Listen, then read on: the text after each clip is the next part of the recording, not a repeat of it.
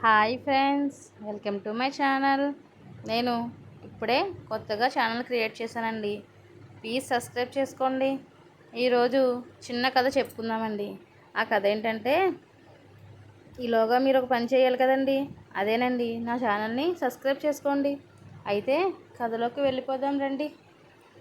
అనగనగా అది ఒక చిన్న ఊరండి. ఆ ఊర్లో ఒక స్వతంత్ర యోధుడు నాటికాల నుండి ఒక తాతగారు ఉండేవారు. ఆయనకు 75 సంవత్సరాలు అయినా చాలా దృఢంగా, ఎటువంటి అనారోగ్యాలు కానీ, ఎటువంటి ఇబ్బందులు లేకుండా అందరితోనూ సరదాగా సంతోషంగా ఉండేవారు.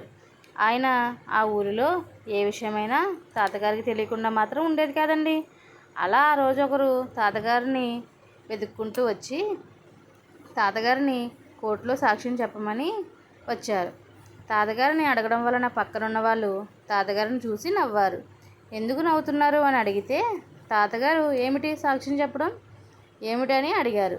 అది కాదు, ఈ ఊరిలో ఎటువంటి విషయమైనా తాతగారికి తెలియకుండా ఉండదు కదా, అందుకని ఆయన్ని సాక్ష్యం చెప్పమని అడిగాము. అప్పుడు తాతగారు ఏంట్రా ఏం మాట్లాడుతున్నారు అని కోప్పడ్డారు వాళ్ళ మీద. అప్పుడే తాతగారు మీరు చెప్పండి నాయన, ఏం సాక్ష్యం చెప్పాలి నేను అని అడిగారు. వాళ్ళు అంతా వివరించి అర్థమయ్యేలా చెప్పి మీరు మాకు సహాయం చేయాలని అడిగారు. సరే, నేనైతే సహాయం చేస్తాను అని చెప్పారు తాతగారు. రేపు ఉదయం 9 గంటలకు కోర్టుకు రమ్మని వాళ్ళు చెప్పారు. సరేనని తాతగారు ఊ అన్నారు. మరుసటి రోజు తాతగారు పెద్ద పోటుగా వెళ్ళి సాక్ష్యం చెప్పి కేసును గెలిచి వాళ్ళకి ఎంతో సహాయపడ్డారు. ఇంతటితో ఈ కథ సమాప్తం.